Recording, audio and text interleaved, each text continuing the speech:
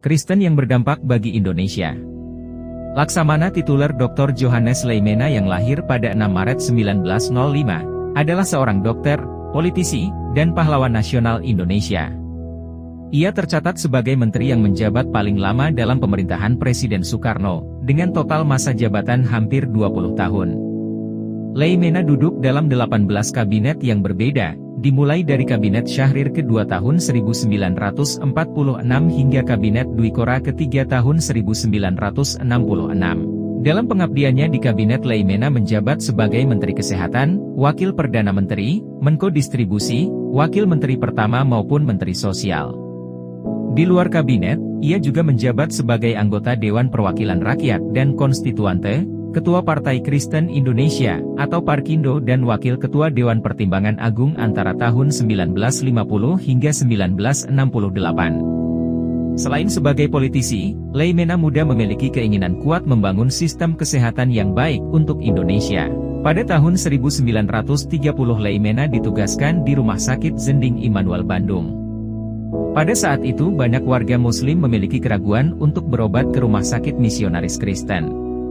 Menghadapi hal tersebut, Leimena menerapkan sistem pengumpan dengan membangun poliklinik-poliklinik di pedesaan yang dioperasikan mantri-mantri setempat untuk memberikan pelayanan kesehatan, khususnya fungsi pencegahan penyakit. Pada tahun 1950 dengan dukungan Leimena sebagai Menteri Kesehatan pemerintah daerah Bandung merintis proyek kesehatan yang didasarkan pada jaringan pengumpan rumah sakit misionaris yang digagas Leimena.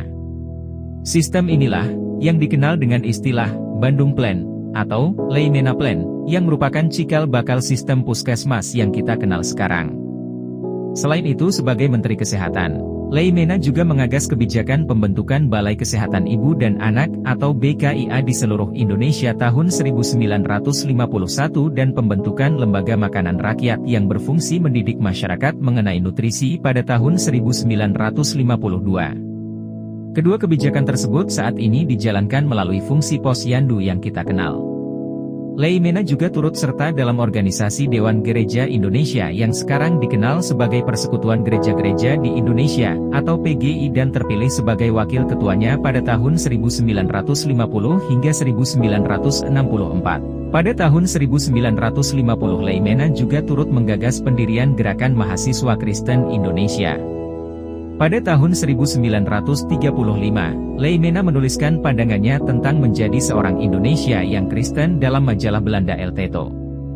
Leimena menyatakan bahwa tugas seorang Kristen Indonesia adalah memperlihatkan bahwa menjadi Kristen tidak ada sangkut pautnya dengan kolonialisme.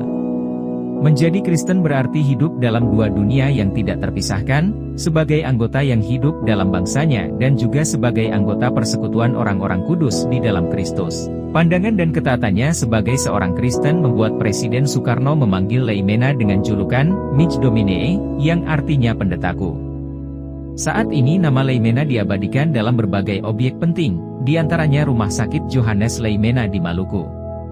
Selain itu perjuangan Leimena juga diteruskan melalui Institut Leimena yang merupakan lembaga kajian independen yang mencerminkan perkembangan keberagaman gereja.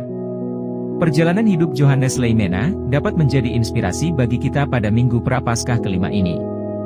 Kerinduan bekerja untuk Tuhan, kasih pada sesama diiringi tekad dan kecintaan pada bangsa ini, akan mengarahkan kita menjadi Kristen yang berdampak bagi Indonesia. Kiranya Tuhan menolong kita menjadi berdampak bagi orang-orang di sekeliling kita, dan turut berdampak bagi Indonesia. Tuhan memberkati.